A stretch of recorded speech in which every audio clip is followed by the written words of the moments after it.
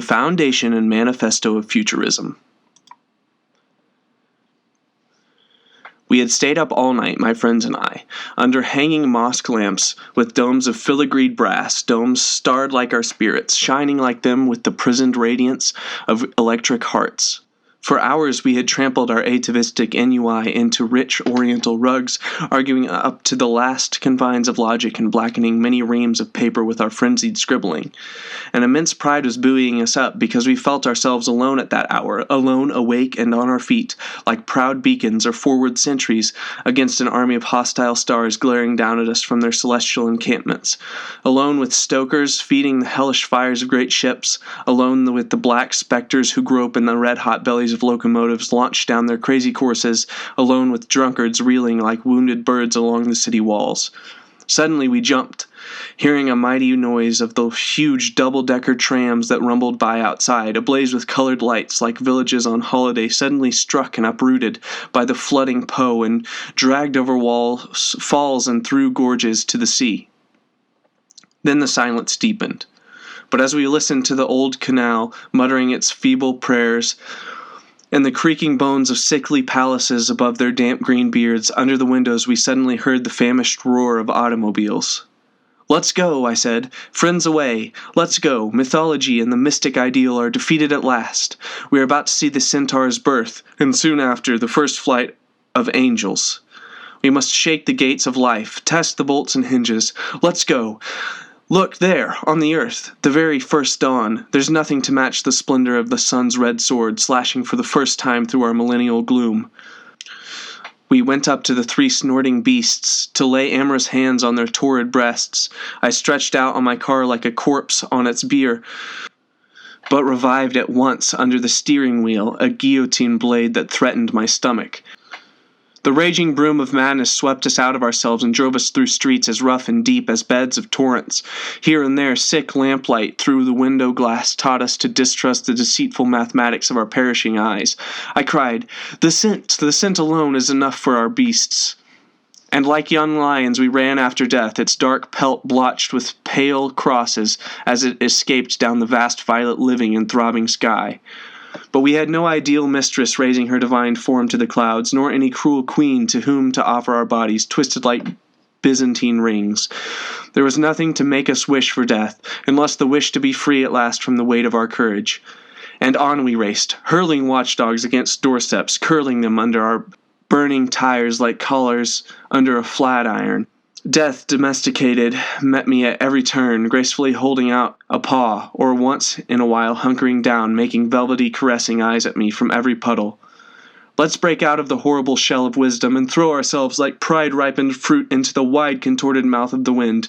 Let's give ourselves utterly to the unknown, not in desperation, but only to replenish the deep wells of the absurd.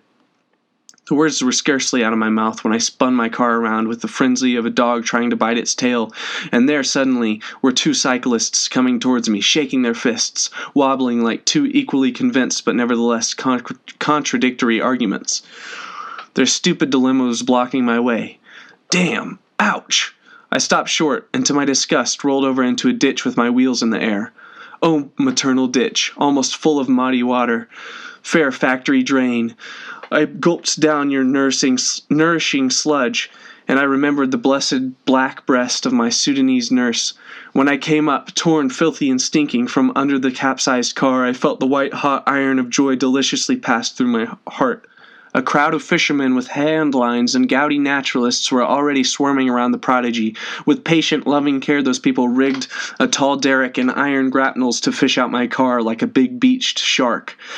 Up it came from the ditch, slowly leaving in the bottom, like scales, its heavy framework of good sense and its soft upholstery of comfort.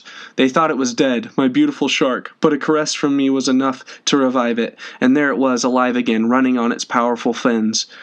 And so, faces smeared with good factory muck, plastered with metallic waste, with senseless sweat, with celestial soot, we bruised our arms in slings but unafraid declared our high intentions to all the living of the earth. Manifesto of Futurism. 1. We intend to sing the love of danger, the habit of energy, and the fearlessness. 2. Courage, audacity, and revolt will be the essential elements of our poetry. 3. Up to now, literature has exalted a pensive immobility, ecstasy, and sleep. We intend to exalt aggressive action, a feverish insomnia, the racer's stride, the mortal leap, the punch, and the slap. 4. We affirm that the world's magnificence has been enriched by a new beauty, the beauty of speed. A racing car whose hood is adorned with great pipes like serpents of explosive breath, a roaring car that seems to ride on grape shot is more beautiful than the victory of Samothrace. 5. We want to hymn the man at the wheel who hurls the lance of his spirit across the earth along the circle of its orbit. 6. The poet must defend himself with ardor, splendor, and generosity to swell the enthusiastic fervor of the primordial elements. 7. Except in the struggle there is no more beauty. No work without an aggressive character can be a masterpiece. Poetry must be conceived as a violent act on unknown forces to reduce and prostrate them before man. 8. We stand on the last promontory of the centuries. Why should we look back when what we want is to break down the mysterious doors of the impossible? Time and space died yesterday. We already live in the absolute because we have created eternal, omnipresent speed. 9. We will glorify war, the world's only hygiene. Militarism, patriotism, the destructive gesture of freedom bringers, beautiful ideas worth dying for, and scorn for women. 10. We will destroy the museums, libraries, academies of any kind. We'll fight moralism, feminism, every opportunistic or utilitarian cowardice. 11. We will sing of great crowds excited by work, by pleasure, and by riot. We will sing of the multicolored, polyphonic tides of revolution in the modern capitals. We will sing of the vibrant nightly fervor of arsenals and shipyards blazing with violent electric moons, greedy railway stations that devour smoke-plumed serpents. Factories hung on clouds by the crooked lines of their smoke, bridges that stride the rivers like giant gymnasts, flashing in the sun with the glitter of knives, adventurous steamers that sniff the horizon, deep-chested locomotives whose wheels paw the tracks like the hooves of enormous steel horses bridled by tubing, and the sleek flight of planes whose propellers chatter in the wind like banners and seem to cheer like an enthusiastic crowd. It is from Italy that we launch through the world this violently upsetting, incendiary manifesto of ours. With it, today, we establish Futurism because we want to free this land from its smelly gangrene of professors, archaeologists, ciceroni, and antiquarians. For too long has Italy been a dealer in second-hand clothes. We mean to free her from the numberless museums that cover her like so many graveyards. Museums, cemeteries, identical, surely, in the sinister promiscuity of so many bodies unknown to one another. Museums, public dormitories where one lies forever besides hated or unknown beings. Museums, absurd abattoirs of painters and sculptors furiously slaughtering each other with the color blows and line blows, the length of the fought-over walls. That one should make an annual pilgrimage just as one goes to the graveyard on All Souls' Day, that I grant. That once a year one should leave a floral tribute beneath the Gioconda, I grant you that. But I don't admit that our sorrows, our fragile courage, our morbid restlessness should be given a daily conducted tour through the museums. Why poison ourselves? Why rot?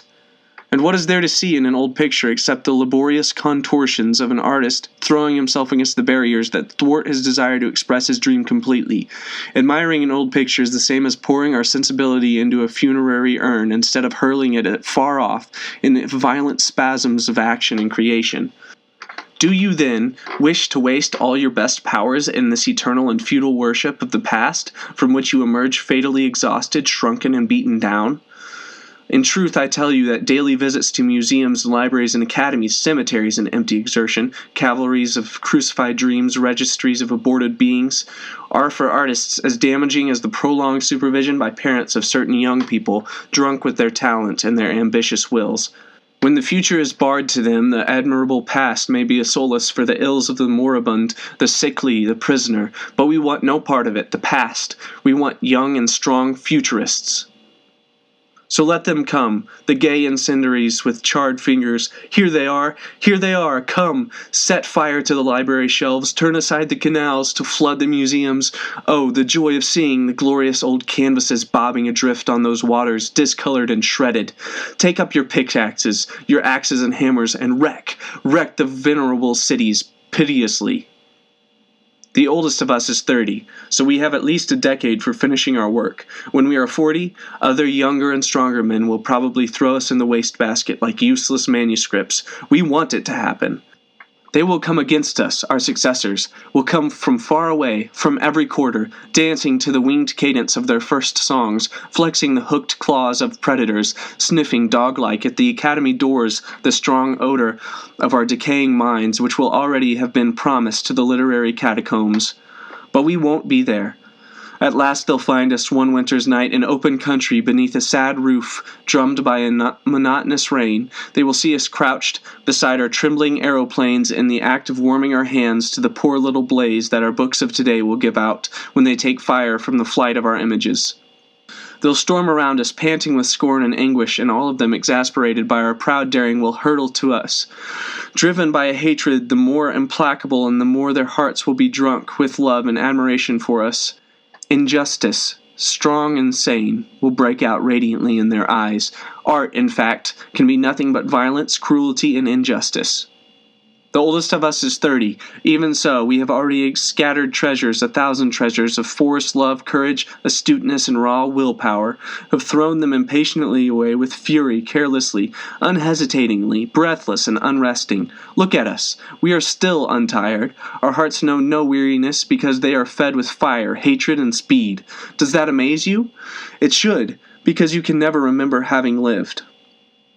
Erect on the summit of the world, once again we hurl our defiance at the stars. You have objections? Enough. Enough! We know them. We've understood. Our fine deceitful intelligence tells us that we are the revival and extension of our ancestors. Perhaps, if only it were so. But who cares? We don't want to understand. Woe to anyone who says those infamous words to us again. Lift up your heads.